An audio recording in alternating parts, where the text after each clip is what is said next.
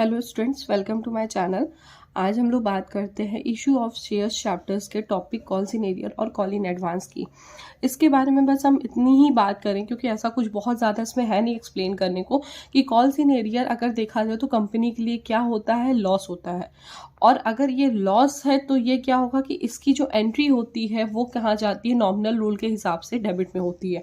और अगर calls in advance की बात करें तो ये कंपनी के लिए क्या है, इनकम है। मतलब कि पहले से ही पैसा आपको कॉल्स का, जैसे हम ये कह सकते हैं कि हमने क्या किया है, फर्स्ट कॉल और फाइनल कॉल का पैसा अलॉटमेंट के टाइम पर ही पे कर दिया है।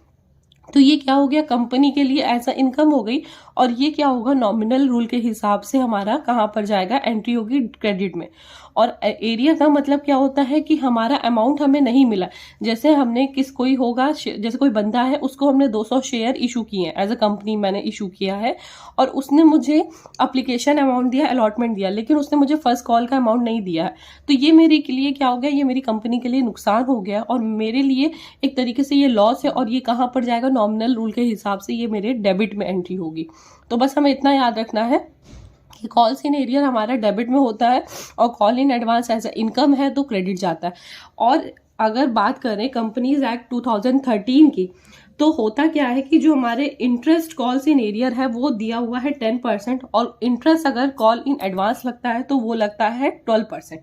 ठीक है, तो अगर हम बात करते हैं इसमें इंटरेस्ट की, तो मैं लिख देती हूँ यहाँ पर, interest in calls in arrear वो होगा 10%। और अगर interest in calls in advance तो वो हो जाएगा 12%। अदरवाइज क्वेश्चन में अगर आपको दे रखा है कुछ और परसेंटेज तो हमें क्वेश्चन को फॉलो करना होता है। ठीक है, बाकी अब यहाँ पर हम लोग क्वेश्चन से स्टार्ट करते हैं।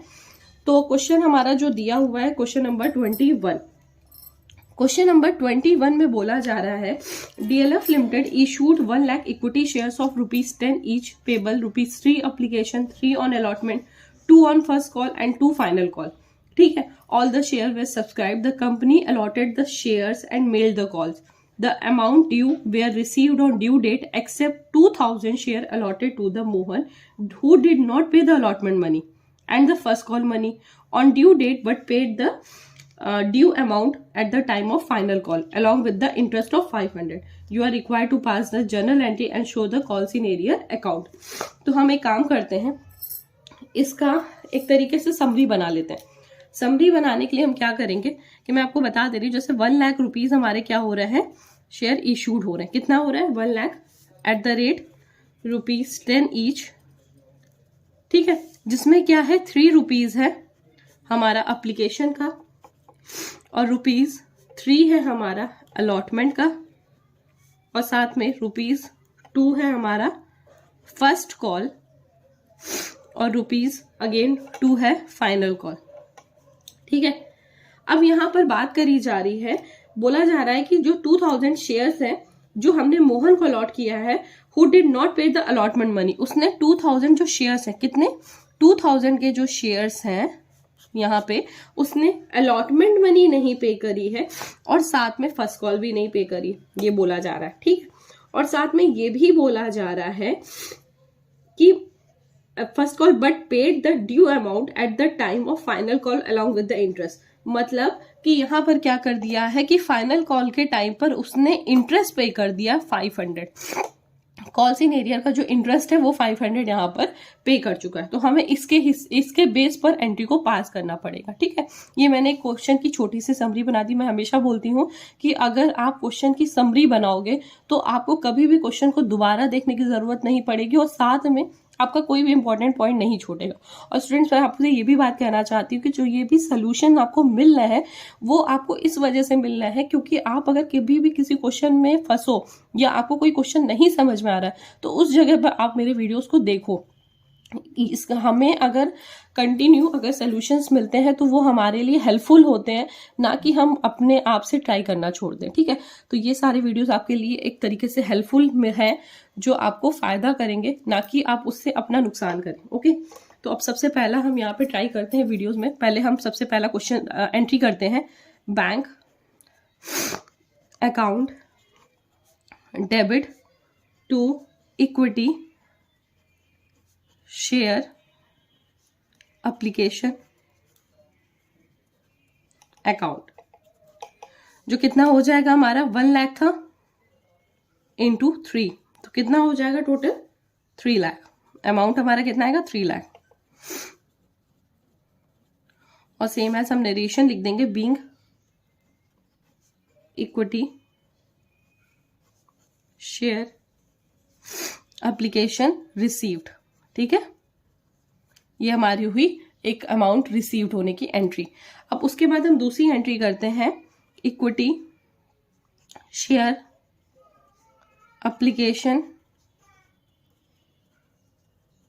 Account debit to equity share capital account. और अमाउंट कितना आ जाएगा, again 3 lakh. Same as narration लिख देते हैं being equity share application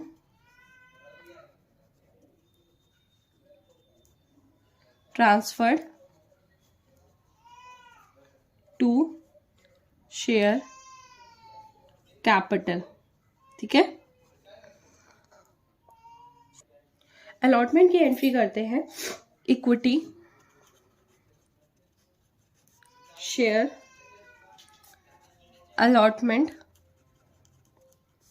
account debit to equity share capital, जिसका हमारा अमाउंट अगेन से आ जाएगा 1 लाख इंटू 3, तो कितना आ जाएगा 3 लाख।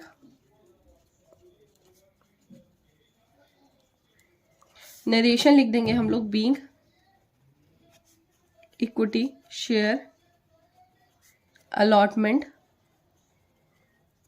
ड्यू। ठीक है, उसके बाद नेक्स्ट हम लोग क्या एंट्री करेंगे, मैंने आपको बताया था कि अलॉटमेंट में क्या है, 2000 के जो शेयर्स हैं वो नहीं मिल रहा है, तो हमारा यहाँ पे कॉल्स इन एरियर क्रिएट होगा, तो एंट्री हो जाएगी हमारी। वैसे हमारी जो एंट्री होती थी रिसीव्ड होने की, bank account debit to equity share allotment, लेकिन यहाँ पर पहले लिख देते हैं हम लोग इक्विटी शेयर अलॉटमेंट।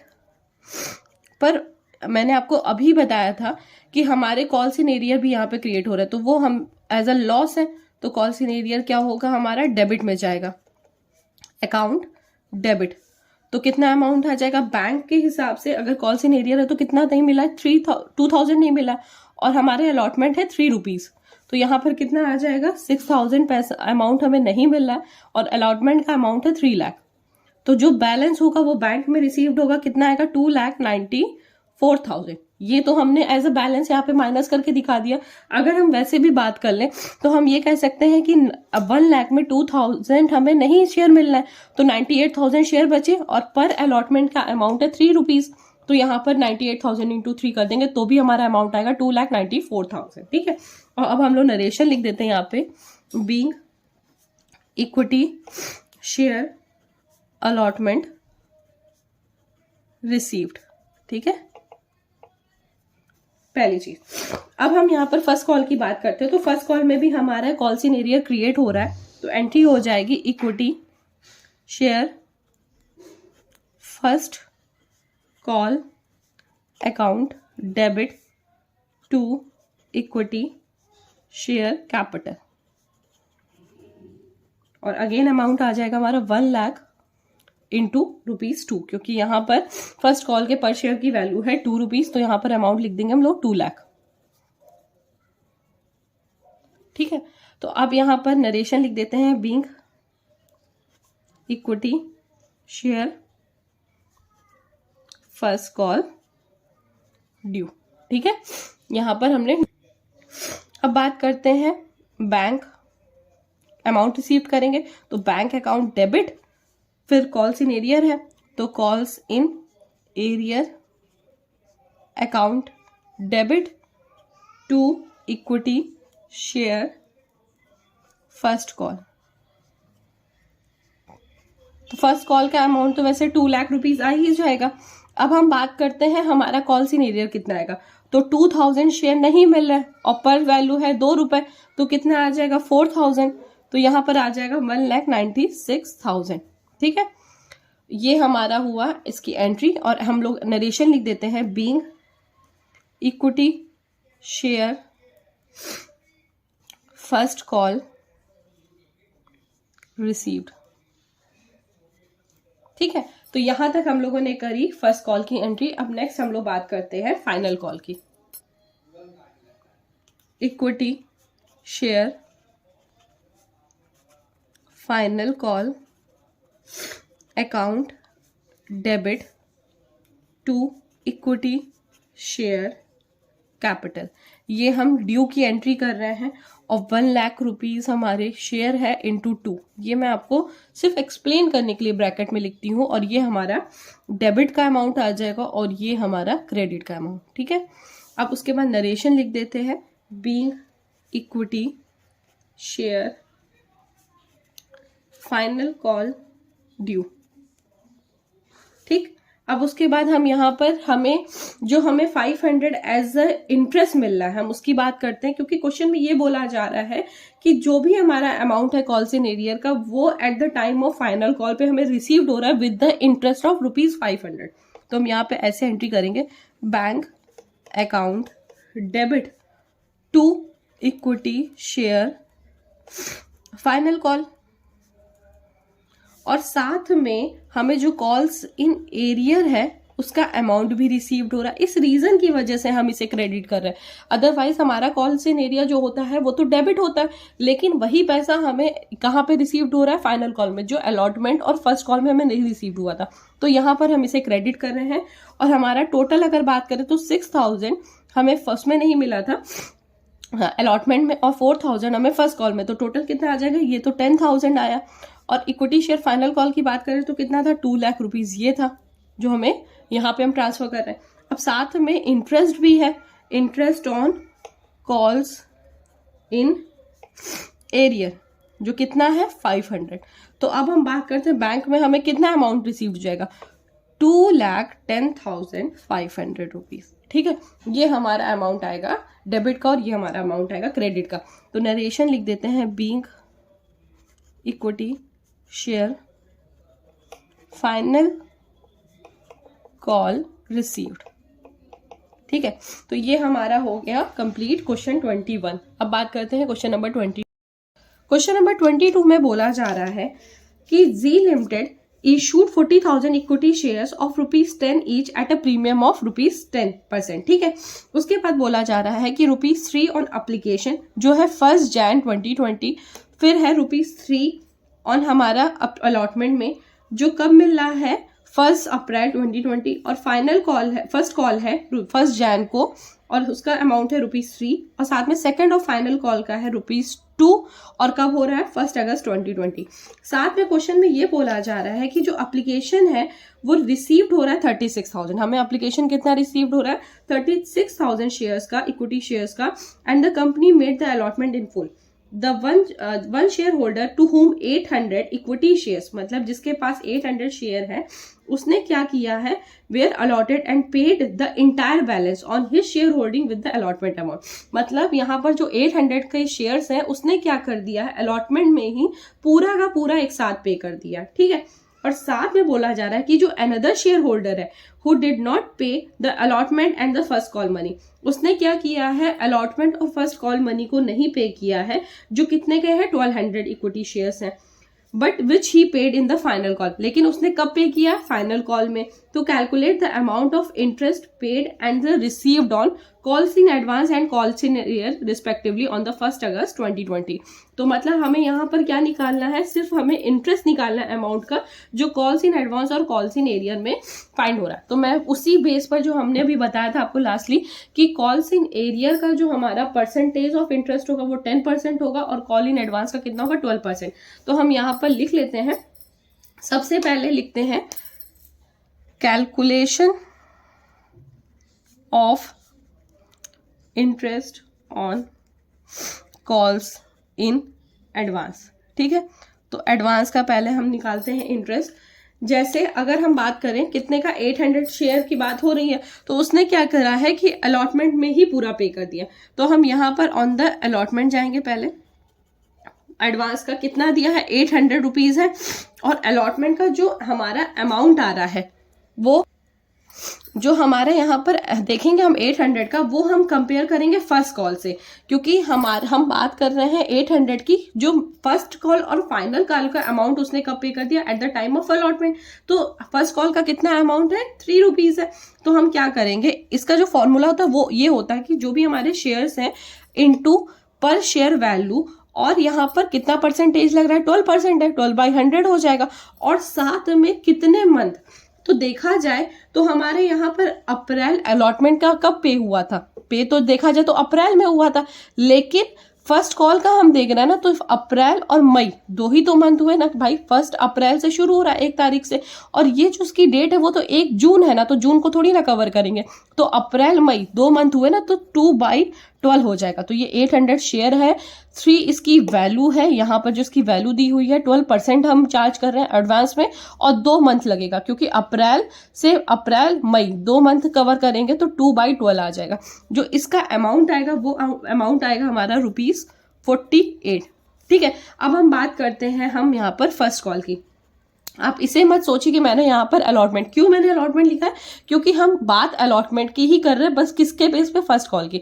अब हम बात करेंगे फर्स्ट कॉल की। ठीक है, तो फर्स्ट कॉल में कितना आ जाएगा 800 रुपीज आएगा। अगेन अमाउंट कितना आएगा 2 रुपीज, क्योंकि हम बात कर रहे हैं अब सेकेंड और फाइनल कॉल की, किसके बेस पर, लेकिन अब हम यहाँ पर अलॉटमेंट के ही बेस पर बात करेंगे, तो ₹2 आ जाएगा, और इंटू कितना परसेंटेज लगेगा 12%।